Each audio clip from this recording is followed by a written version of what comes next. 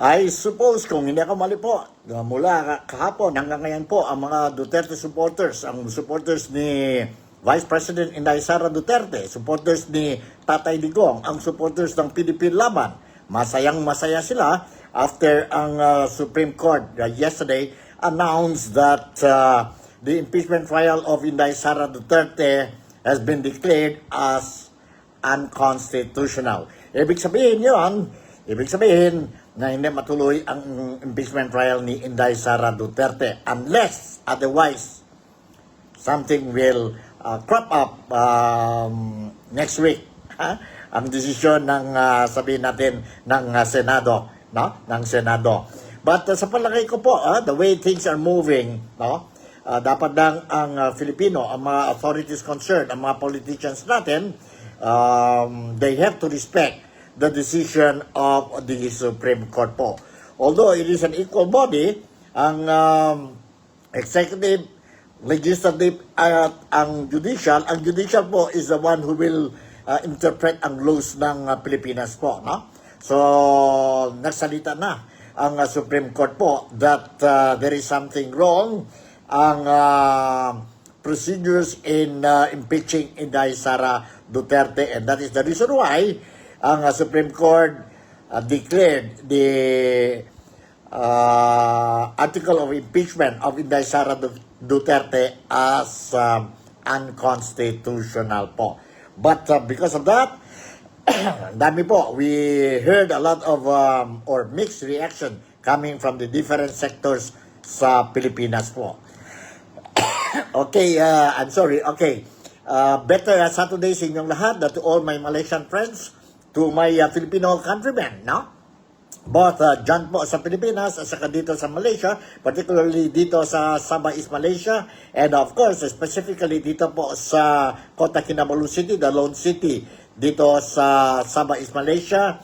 Now, nandito po ang some updates regarding ang hot issue po, no? Ngayon, regarding ang desisyon ng Supreme Court about the article of impeachment of Inday Sara Duterte. As what I said, it has been declared as unconstitutional. So based on what we heard, based on the pronouncement of the Supreme Council, Supreme Court po, so ibig sabihin na malabo na talaga po na this impeachment trial of Inday Sara Duterte, which we are expecting, and we heard even ang Senate President dyan po sa Pilipinas, si Senator Chis Escudero already earlier mentioned that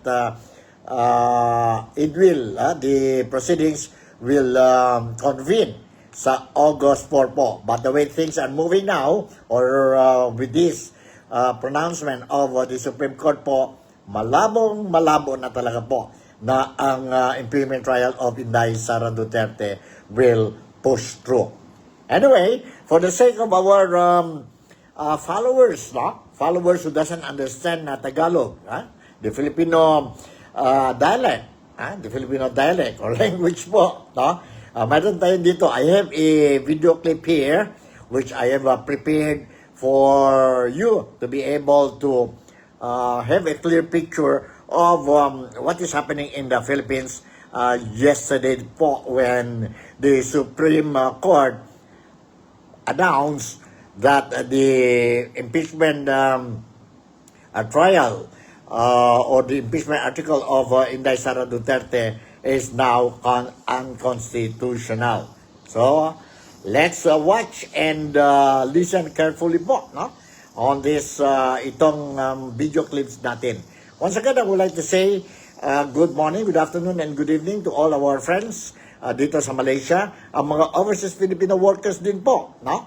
Sa iba-ibang parte ng mundo, I would like to say salamat pagi, salamat patang, and salamat malam. Good morning, good afternoon, and good evening to each and every one of you who are monitoring ang Nick Talk, The Real Talk with Nico. Alright, later on, after we touch on the issue of sabihin natin ng impeachment trial of Inday Sara Duterte, I will be touching also a little bit on the upcoming State of the Nation address the fourth State of the Nation address of President Ferdinand Bongbong Marcos, which is scheduled on Monday. On Monday na yan po. What can we expect? Ano ba talaga itong State of the Nation address of the President? This is carried out yearly po, no? Yearly. Later on, I will share with you ang recorded footage which I have prepared for all of you. Alright? In the meantime, nandito po. Let's listen first to this video clip.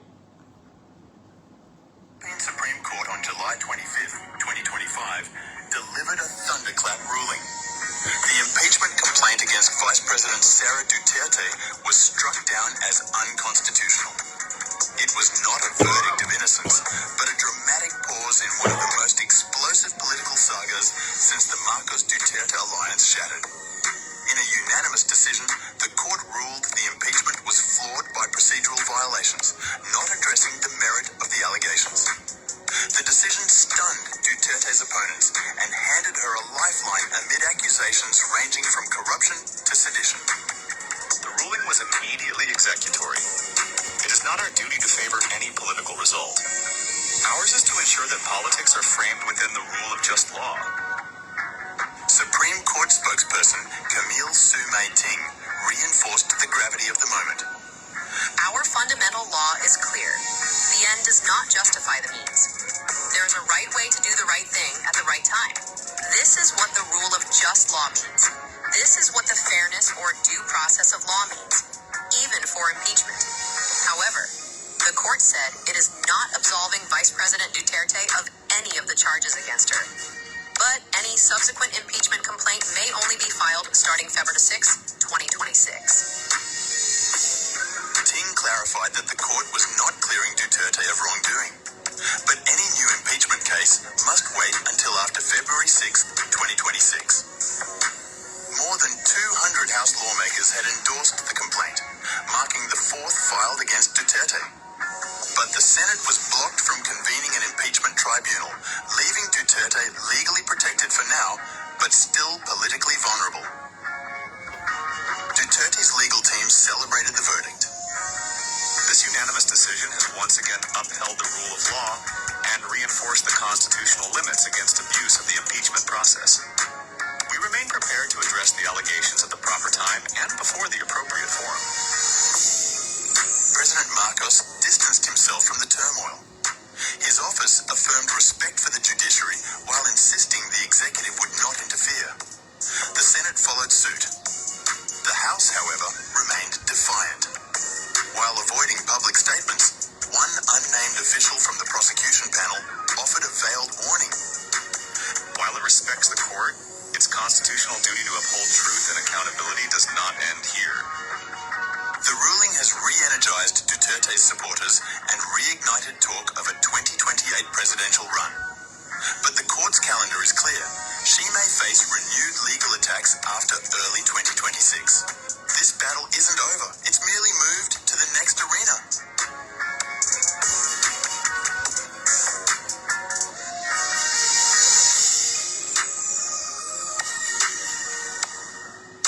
Sara Duterte, daughter of former President Rodrigo Duterte, has never shied from political warfare. But 2025 tested her like never before. Her impeachment marked a first in Philippine history. No vice president had ever been formally impeached by the House of Representatives. The charges were staggering. Alleged misuse of public funds, illicit wealth, and even incitement of violence. At the center of the storm was a November 2024 livestream where Duterte issued a chilling warning. If she were to be assassinated amid political infighting, she declared, then President Marcos, First Lady Liza Araneta Marcos, and then House Speaker Martin Romualdez should expect the same fate. She later claimed it was a metaphor for fear, not a literal threat, but the fallout was swift. Duterte's conduct throughout her tenure clearly displays gross faithlessness against public trust and a tyrannical abuse of power that, taken together, showcases her gross unfitness to hold public office and her infidelity to the laws and the 1987 Constitution. Criminal investigations followed. So did impeachment. And then came accusations that she opposed the government's stance on China's aggression in the South China Sea, damaging her image with nationalists. Her father, Rodrigo Duterte, now in custody at the International Criminal Court over his war on drugs, still casts a long shadow. Sarah inherited both his base and his enemies. Tensions with Marcos began long before 2025. Despite running on a unity ticket in 2022, Rodrigo Duterte publicly accused Marcos of being a drug addict and weak. Sarah later accused the Marcos camp of corruption and trying to shut her out of power. She has survived it all. With Marcos barred from re-election in 2028, Sara Duterte is now one of the most formidable contenders. If convicted, she would have been disqualified from ever running again. Instead, she remains a central and polarizing figure in Philippine politics. Her survival may embolden allies, but it also guarantees more confrontation. The Supreme Court closed one door. The road to 2028 has just opened another. The war continues, and Sara Duterte is not backing down. All right, that's it po. Now you have a clear picture of how it started, who is Sara Duterte, and the issue how it started po, no? And I purposely, intentionally shared with you this video clip po for our Malaysian friends po who would like or who are also interesado po to know what is happening dyan po sa Pilipinas, what is happening in the Philippines. Because I also received some requests coming from the mga followers natin po dito sa TikTok, the Real Talk with Nico. They say there are times that we could not understand your video clips po because mostly are in Tagalog po. So I decided this is a very special issue po, very important issue, and it is for this reason that I decided to play this recorded video in English po, no? But don't worry, I will give you more English version po in the near future. So, one door was closed and another door has been opened. Anong ibig sabihin yon? The impeachment of Inday Sara, the door of the impeachment of Inday Sara Duterte was closed. Based on the announcement yesterday, July 25th, by the Supreme Court declaring the impeachment trial or impeachment article of Inday Sara Duterte as unconstitutional. And the other door is, it is now open.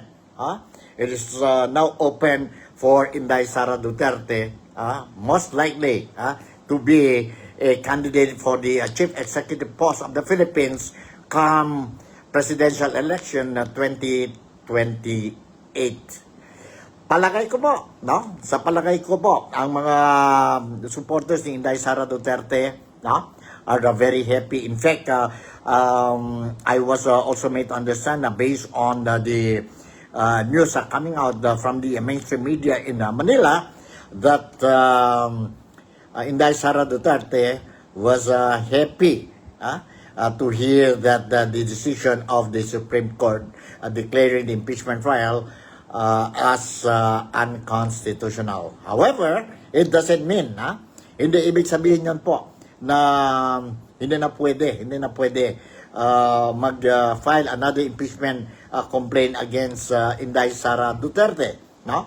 The Supreme Court has made it very clear. Kung mayroon pa, if there are some people who wants to file an impeachment complaint against Inday Sara Duterte, they can do it from February 6, 2026, or ibig sabihin next year po, no? Because of the 1-year bar ruling po, 1-year bar ruling wherein ang Philippine Constitution natin po only allows one impeachment, one impeachment procedure will be allowed in 1 year. See? 1 year po. So, hindi na pwede po, no? Ngayon, 2025, hindi na pwede po, no? They are not allowed to file another impeachment complaint against Inday Sara Duterte. Inday Sara Duterte. So let's see. Let's see. But based on what we heard and read sa mga mainstream media in the Philippines as well as social media, posting po, no? Mixed reaction ng mga Filipinos. That is expected because we have pro and anti Duterte po. Pro Marcos po, no? They are saying it is big slap and it is very dangerous pronunciation or declaration made by the Supreme Court. And of course, the Supreme Court also mentioned that the House of Representatives or mga congressmen po, no? Mga congressmen, they are still at liberty, or they can still file a motion of reconsideration po. Reconsideration, in other words po, hoping once you file that a motion of reconsideration, that is MR, it means they would like to seek the Supreme Justices, Supreme Court Justices po, to change their decision po, no? To change the decision and not declaring it as unconstitutional. It will take time. It will take time po, no? It will take time should that happen. But wag nating kalimutan, no? Wag nating kalimutan po ang decision ng Supreme Court. The decision of the Supreme Court po is unanimous. In other words po, 13 justices agreed that the impeachment articles of Inday Sara Duterte is unconstitutional. So if there will be an MR, it means the House of Representatives should do the level best po talaga, the level best talaga po to convince 13 or majority of the 13 justices po, which is very difficult because remember the figure came out po is 13-0 po. Hindi pwede nagmali ang Supreme Court po dahil 13 sila they agreed it is unconstitutional, while none says or may duda, wala talaga po. So let's see po what is the next move of the House of Representatives. Dami na po mga congressmen, especially those who are critics of Inday Sara Duterte or the Vice President. They gave negative reaction on the SC declaration po, pronunciation po about the impeachment article of Inday Sara Duterte. Anyway, let me share you another video. There was an interview by the mainstream media dyan po sa Manila. Yon po sa spokesperson ng ni Inday Sara Duterte when it comes to the impeachment trial. When it comes to the impeachment trial, and I'm referring to the one who was being interviewed, was no other than Attorney Michael Poa. Nandito po, let me share you ang interview ni Pinky kay Attorney Michael Poa on the issue po, on the issue. Nandito po. Let's listen to this. Respect for the decision to come out today, so it was really a welcome development. But we have always maintained naman our position. No? We have always been consistent, even back in February, that the fourth impeachment complaint was in fact, or is in fact, infirm in a lot of ways, no? Because it violated the one-year bar rule under our Constitution. Opo. Sa isang report po kanina ng aming reporter, nagkaroon po ng iba't ibang reaksyon ng ilang mga senador. Some of them, of course, thinking and hoping na magkakaroon pa rin po ng trial pagdating po ng 20th Congress. That begins, of course, on Monday, July 28. Attorney Poa, sabi po ng iba ay pwede daw nila ito pagbotohan. In other words, if they get the numbers, from my understanding, pwede pong sakaling hindi sundin itong desisyon ng Korte Suprema. What do you say to that? Well, sa atin po, no, napakahirap pong mag-comment sa ganyang bagay because these are matters that are internal to the Senate. So, siguro sa ngayon po, hindi muna ako magbibigay ng komento dyan. But what is clear is that the Supreme Court, which is the final arbiter no, sa ating bansa pagdating sa mga disputes, ay nagdesisyon na at nagsabi na unconstitutional nga po yung fourth impeachment complaint. Now, as to the Senate process, kung pwede po silang magputuhan, I guess it's best to defer and maybe direct the question to the Senate po on this matter. Yung po bang defense team, kayo po, nakausap niyo po ba si VP Sara? Kami po naka-message na po namin siya. No, we just informed her of the decision. But yun lang po, medyo maikli lang po yung naging pag-uusap namin sa ngayon. Could you share how she reacted to the news, sir? Well, she just confirmed receipt of our message. We told her that there was an SC decision that was announced today. Other than that, hindi pa po kasi kami nakapag-usap ng matagalan, so wala pa po akong masyadong reaksyon na mai-share sa inyo. Yung pong naging desisyon ng Korte Suprema, meron na ho ba kayong kopya nito? We were informed. Sa totoo lang, hindi ko pa nababasa yung kabuuan ng desisyon. I was tuned in doon sa naging press con ng Supreme Court spokesperson. We're informed na nakatanggap na kami via email ng kabuuang desisyon. So we will definitely go through it and probably something we can discuss in the coming days. Yes, that would be good. Attorney, siguro just briefly doon sa naging press briefing nga po kanina ng spokesperson ng Korte Suprema, tugmang-tugma ho ba yung inyong mga tanong sa Korte Suprema sa naging desisyon ng Korte Suprema hinggil dito sa impeachment case against the Vice President? Opo, again, kasi ang nangyari po dito, these are consolidated petitions. No? Aside from, of course, the petition filed by the Vice President, may mga ibang petitions rin po na questioned itong fourth impeachment complaint. So, hindi ko po masabi sa ngayon kung tugmang-tugma because we have to read the full text of the decision to do that. But sa ngayon, ang masasabi ko lang po is talagang na-reaffirm yung posisyon natin na itong fourth impeachment complaint ay violative doon sa one-year bar rule no, sa ating constitution. But aside from that, pasensya na po kayo dahil hindi ko pa po nababasa yung buong text ng decision. Hindi po ako makapagbigay ng karagdagang detalye. Understandably, sir, dahil nga kakalabas lang po ng balita about 2 hours ago. I mean, just clearly, siguro just to ask you, what's gonna happen doon sa summons na pinadala po sa camp ni VP Sara, ang inyong answer doon sa summon, yung reply po ng House Prosecution na isinumite lahat sa impeachment court. What happens to that if you would know, sir? Opo, sa atin ngayon, we are just going to wait kung anong magiging hakbang ng Senado as the impeachment court doon sa mga prosesong naganap na. Tayo naman po, we have always complied with the Senate process. Nung sila nag-issue ng summons, tayo po ay sumagot. So sa ngayon, we will just, I guess it's really wait and see. Tingnan natin kung anong magiging hakbang.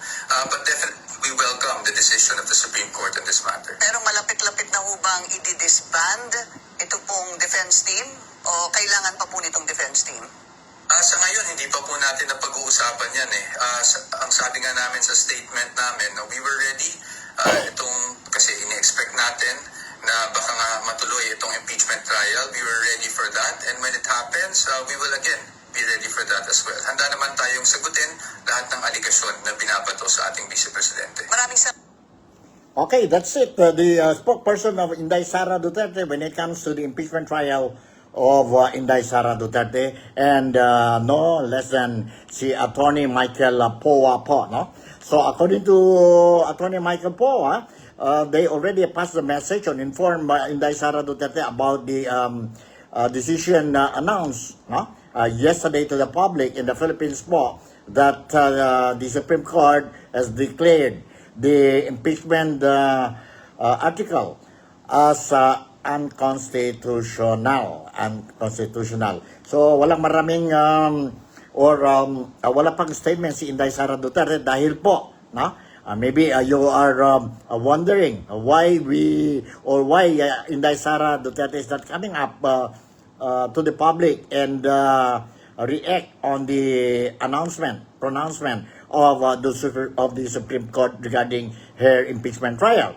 Now, the reason behind is on the way yata po, no? If I'm not mistaken, si Inday Sara Duterte is on the way to South Korea because if I'm not mistaken again, tomorrow she will be attending a gathering with the Filipinos in South Korea, wherein they will be having a rally and calling for bring home Tatay Digong now.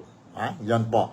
So, galing from Netherlands or The Hague, and another function or another event that she will be attending will be tomorrow.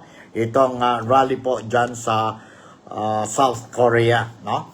And according to previous announcements from the organizers, no, of this rally, that is, the rally will continue po in other places po, no, or in other countries. But let's wait and see for the announcement. Where will it be the next venue for the rally? Okay, touching on issues, mayroon yung mga tanong-tanong po I saw sa social media that whether the impeachment trial of Inday Sara Duterte, despite of the pronouncement of the Supreme Court declaring it unconstitutional, pwede ba yun na ituloy nila po and disregard the decision of the Supreme Court? Now, let us remember, correct me if I'm wrong, the way how I look at it, no? Kasi nakita natin po, there are some senators, no? There are some senators who are saying that pwede, they will continue with this impeachment trial, no? Like Senator Bam Aquino also expressed that he wants that the impeachment trial to continue despite the decision of the Supreme Court.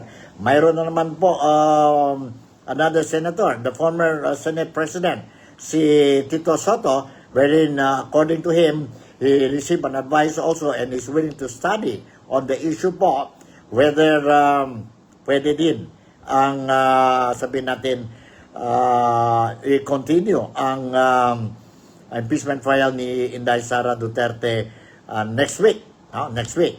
And mayroon pa isang senador, and that is Senator, if I'm not mistaken, I'm sorry if I'm wrong, please correct me. Senator Joel Villanueva yata yun, mo? He is also expressed his feelings or support towards the continuation of the impeachment trial of Inday Sara Duterte despite ang decision ng Supreme Court. So, wag natin kalimutan po, no? It doesn't mean that one or two or three senator, no? One or two or three senator talking about the continuation of the impeachment trial of Inday Sara Duterte, it already means that it will. Depende po. Ang Senate, they must have a united decision po. In other words, should there be a motion asking for the continuation of the trial despite of the declaration of the Supreme Court declaring it as unconstitutional, they have to decide unanimously also po, united po. And this time around, we have to consider the number. Majority votes po, no? Majority vote. And looking at the numbers sa Senado, now, I think, hindi ito matuloy. But anyway, let's wait and see on Monday po. Monday is the State of the Nation address of President Bongbong Marcos, and prior, the 4 o'clock scheduled State of the Nation of Bongbong Marcos in the morning, they will, resume na yun po, or they will start ang 20th Congress ng Senado po as well as ng House of Representatives. So let's see what will be the decision, outcome during the meeting, the first meeting of the Congress ng Pilipinas po, the 20th Congress of the Philippines po. Let's see on Monday. So, ito po, no? Ito po ang latest updates natin when it comes to sabihin natin ang impeachment trial ni Inday Sara Duterte. Inday Sara Duterte. And, okay, let me read you an article po, no? An article which I took it again from the Philippine Star newspaper. The heading of the news article is, "Can Senate proceed with VP Sara Duterte's impeachment? Supreme Court ruling explained." Alright? Nandito po ang detalles. Here is the details of this news article. After the Supreme Court, or SC, ruled that the impeachment of Vice President Sara Duterte was unconstitutional, it appeared that one of the Marcos administration's most dramatic political sagas had come to an end. Yet some lawyers remain open to continuing the process. This raises the question, can the Senate proceed with impeachment trial despite the Supreme Council decision? This is a notion being considered by Senator Tito Soto. According to Senator Tito Soto, I will quote him, "I was just told by the legal luminary that in this situation, we can disregard the Supreme Court decision. Let me study that advice," Soto told the media yesterday. Soto has maintained that he submits to the Supreme Court's wisdom. However, other senators, including Bam Aquino, Risa Hontiveros, and Kiko Pangilinan, have questioned the decision of the Supreme Court. Two constitution experts, meanwhile, offer different perspectives. Lawyer Paulo Tamase, an assistant professor of the University of the Philippines, or UP College of Law, said it was factual possibility for the trial to continue, as history shows that the Senate should reign supreme on impeachment matters. The decision changes, or this decision rather changes, that a balance and seeks to insert the court in the nitty-gritty of the process. So I understand why there would be senators who prefer their institution to push back, sabi ni Tamase. However, the decision itself should serve as a caution for senators, as it sets new precedents for impeachment. Duterte's trial has already seen the introduction of several new rules, from the Senate's move to return the articles of impeachment to the House of the Supreme Court's issuance of the new guidelines. So yon po, yon po ang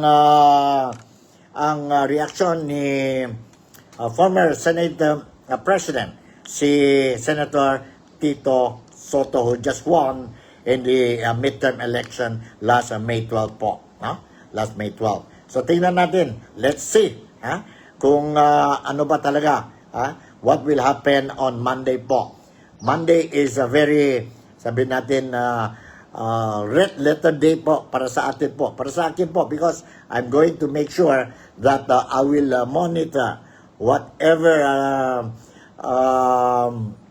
discussions po, no? Kasi it will be live, no? Sa television, and I will make sure that I'm going to monitor po ang from morning hanggang the end of the State of the Nation address of President Ferdinand Bongbong Marcos Jr. Alright? So, next, ang second topic natin po for today, Saturday, is ang State of the Nation address of President Ferdinand Bongbong Marcos. And let's listen. I prepared one video clips po para sa atin, no? Para sa inyo po. Wherein one former congressman, congresswoman po, media personality po, and a respectable blogger din po, no? She explained po, ano ba talaga itong State of the Nation address. Nandito po, let's listen to her. Ang State of the Nation address ay yun ang report ng Pangulo ng leader sa atin, sa ating mga Pilipino. At yun po ay magiging gabay ng 20th Congress. Ano ba ang priority ko? Saan ko ba dadalhin ang Pilipinas in the last 3 years, no? Sabi ni pa, 3 years pa yan, matagal pa. Hindi ho, 36 months lang yun. In days, 1,095 days. So yung ibang nagka-countdown na, at lalo dahil dito sa resulta ng eleksyon, no? Bumaba ang approval at trust rating, may impeachment na hindi maintindihan ng Senado at House kung anong gagawin nila doon dahil ang Presidente nagsabi, ayaw ko ng impeachment. Recently lang ho yan, pagkatapos ng midterm elections. So itong mga highly divisive, highly partisan, napakahirap po nating, kumbaga kung ikaw ay kapitan ng barko, napakahirap po sa mo ba dadalhin ang ship of state. No? Ilan na ba hong SONA? Meron hong 3. Simula ang administrasyon na ito noong 19 Congress na si Speaker Martin Romualdez ang Speaker at ang Senate President si Senator Subiri, tapos nagbitaw at pumasok si Senator Escudero. Ano ba yung 19 Congress? Abay dyan ho ang People's Initiative, natatandaan niyo yun? Nagkaroon ng pera ng January, umikot na, nagpapirma na, nagulat tayo, nagising tayo. May People's Initiative pala. Hindi naman ho hiningi ng Presidente yung sa SONA niya, no? Maharlika Fund, naghuray ho ang taong bayan sa Maharlika Fund. Ano po nangyari na? Hanggang ngayon, kakaunti ang investment, hanggang ngayon hindi pa magkaintindihan. Ano ba talaga ang sovereign wealth na yan, no? Tapos po, pag nakita nyo naman, noong 19 Congress pa, inaabandon ng House of Representatives ang National Expenditure Program ng Pangulo. Ba't ko yun sinabi? Di ba ho ang Pangulo, under the Constitution, kailangan mag-submit ng NEP 30 days after his SONA. Doon po sa NEP, yun ho ang budget priorities niya. Abay, ilan na hong doon sa 19 Congress, iba ng iba. Iniiba ng House of Representatives ang priorities ng ating Pangulo. Nandiyan na po yung safety nets, padami na ng padami ang safety nets program, na andyan po yung inaalis, yung counterpart fund ng foreign assisted programs. Ay, paano matutuloy ang mga proyekto? Di ba continuity daw nung kampanya nila, unity, continuity. Ano ang kinontinue? Lahat ho na tumigil. Bakit ko? Wala akong counterpart. Paano ko tutuloy yun? Ano ang counterpart ng Pilipinas? Problematiko yan. Tapos po, noong 19 Congress, nagkaroon ng unprogrammed appropriations. Hindi po yun galing sa NEP. Galing po sa House of Representatives. No? So makikita natin, bumalon ng bumalon ang program appropriations. Yung pong unprogrammed, ibig sabihin, matutuloy yung programa kung may pondo. Kung may pondo malilikom sa revenue, sa taxes, customs, kung may malilikom, doon lang matutuloy yung programa. Bakit po palaki ng program fund? No? At ang masakit po sa atin, na-discover natin, yung PhilHealth, trust fund ho yun. Dahil ho sa inefficiency ng management, abay ibinigay sa treasurer ang pondo ng bayan. Para sa anong gagamitin? Roads and bridges. Diba? Parang sandali lang, mali naman yata yun. Yan po ay pending sa Supreme Court na pakinggan po natin ang oral arguments at more or less nakikita natin ang direksyon ng Supreme Court dyan sa pondo ng PhilHealth. No? Tapos po, pinalakpakan nung huling SONA ang ban ng POGO. Ang POGO po, Philippine Offshore. Dibinan, nag-aalisan. Ano ang pinalit? PIGO.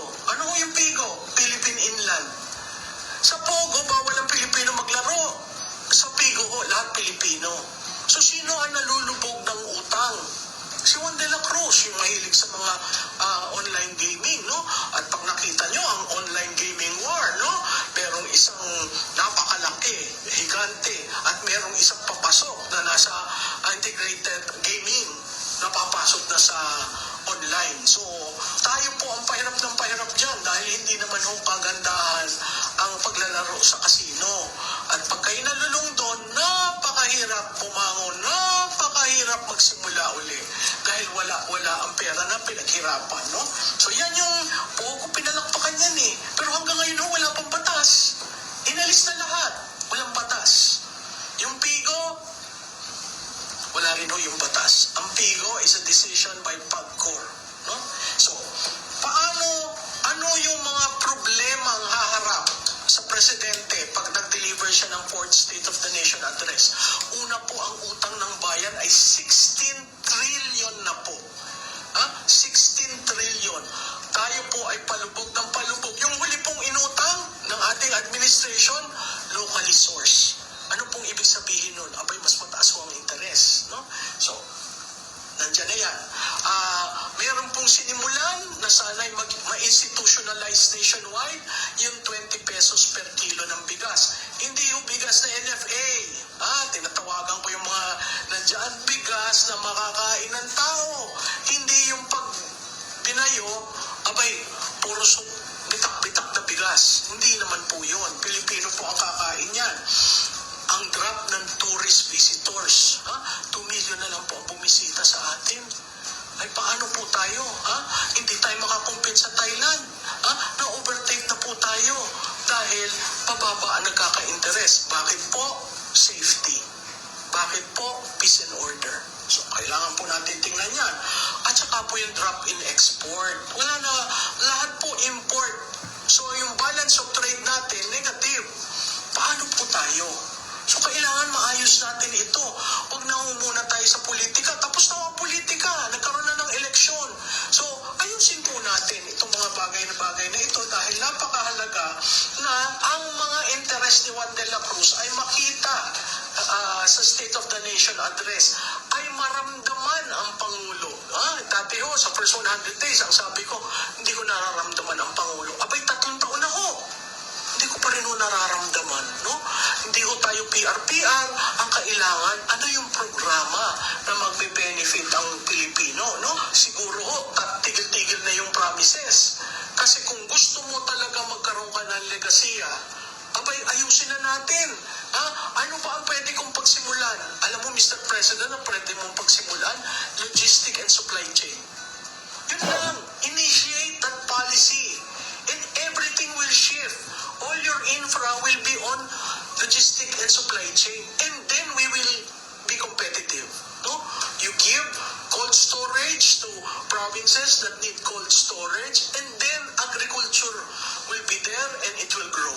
Marami pong impact ang logistics and supply chain. Bakit po? Nung COVID po, ang lumuhod Metro Manila. Natatandaan po niyo yon? Ration ang pagbili sa grocery. Hindi ka pwedeng madami. Yung panic buying, hindi pa pwede. Lumuhod ho ang Metro Manila. At nung sinarahan ng Metro Manila, hindi ang mga produce natin sa probinsya hindi makarating. Ay nasa na ho ngayon yung logistic and supply chain? Pag tayo ho'y lumuhod uli, saan patungo ang ating bansa? Kailangan po sa isip yan at talagang yung grand vision. Ano ba ang Pilipinas? Archipelago. Paano mo i-connect ang Pilipinas? Logistic and supply chain ang napakahalaga. So sana po, Mr. President, mapakinggan nyo ang hinaing ng Pilipino at sana ang Fourth State of the Nation Address ay matugunan nyo ang problema ni Juan de la Cruz. At sana, Kongreso, makinig naman kayo kay Pangulo. Huwag yung sarili nyong agenda ang susundin. Kasi at the end, sino ho bang nahalal nationally? Hindi ho ba ang Presidente? Ito po si Maluti Kia ng Malti. Like, follow, and share. Marami pong salamat. Alright, thank you very much si Madam Tikia. And yun po, ang explanation niya po tungkol sa forthcoming, the fourth, kaapat na po, no?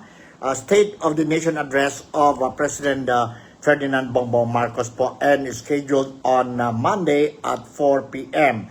Online coverage will start at 3 p.m. po, no? But in the morning, nandyan na po ang Congress, House of Representatives, and ang Senado 20th Congress ng Pilipinas po. They are going to start also po. And there we will try to see, or we will be informed on the next move tungkol sa, sabihin natin, ang impeachment ni Inday Sara Duterte. Of course, marami tayo nag-nood ang Nick Talk, the Real Talk with Nico on a Saturday afternoon. And one of them is, I would like to shout out muna tayo kay Didi Casimiro from Zamboanga City, who is also watching itong program natin. To Mr. Didi Casimiro, good afternoon to you. Salamat pagi, salamat patag, salamat malam. And all the best to you. Good health and sana lang po. Okay na okay ang buhay ni Diding. Likewise to Jojo. To Jojo also. Dito po sa Kota Kinabalu. Jojo Rabia, who is also watching ang programa natin. Nick Talk, the Real Talk with Nico. So yun po, ang latest updates mayroon tayo tungkol sa impeachment of Inday Sara Duterte.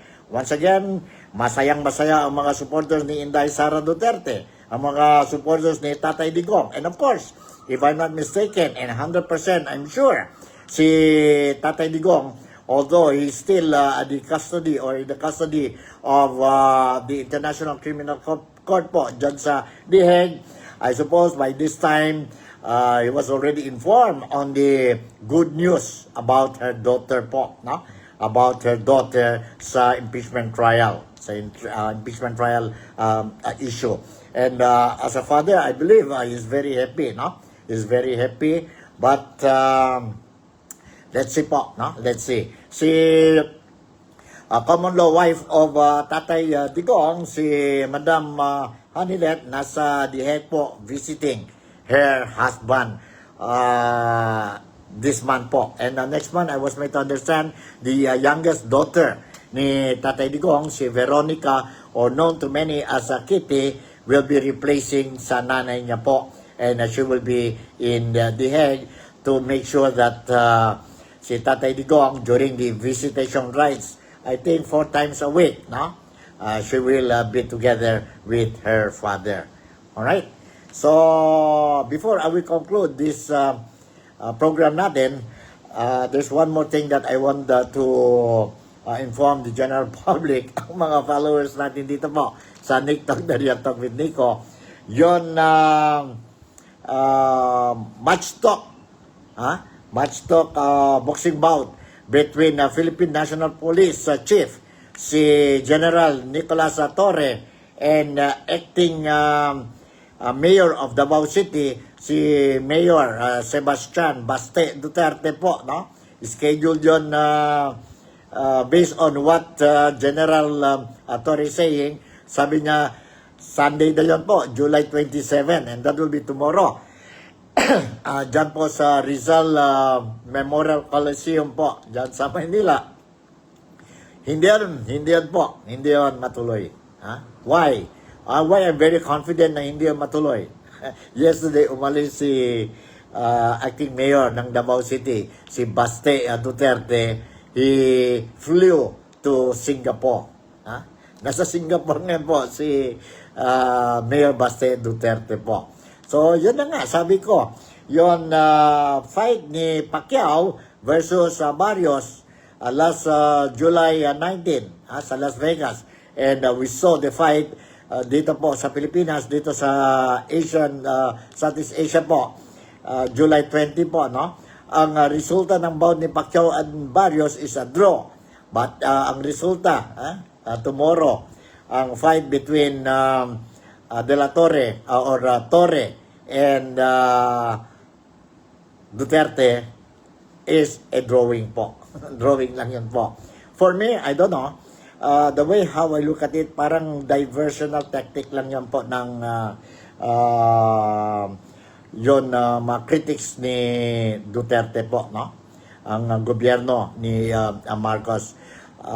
Diversional tactic lang yan po because ang dami yun po mga issues, no? Ang dami mga issues. Yun, namatay ang husband ng the deputy, undersecretary ng social welfare, dyan po sa Beverly Hills, dyan po sa Washington ba yun? Si the late Tantoco po, no? and involved dyan po the name of the First Lady, si First Lady Liza Araneta po, no? Nagiging issue yan po last week. And of course, mga iba-ibang pang mga problema, ang issue ng 1% discount given by President of the United States, si Donald Trump sa Pilipinas, despite personally, physically, together with an entourage, si President Bongbong Marcos went to or accepted the 3-day official visit, his official visit to Trump. Ang nakuha lang po 1% discount. 1% yun. Yun, issue talaga yun po, no? Nagiging hot issue yun po. So, to divert the attention of the Filipinos, ito na po, it became another hot issue po, si Torre accepting the challenge of Baste Duterte for a fist fight po, for a boxing match. And you know the reason behind why Baste challenge or issued this boxing challenge kay Torre, because of what happened to his father, si former President Rodrigo Roa Duterte po. So drawing lang yan po, no? Do not expect.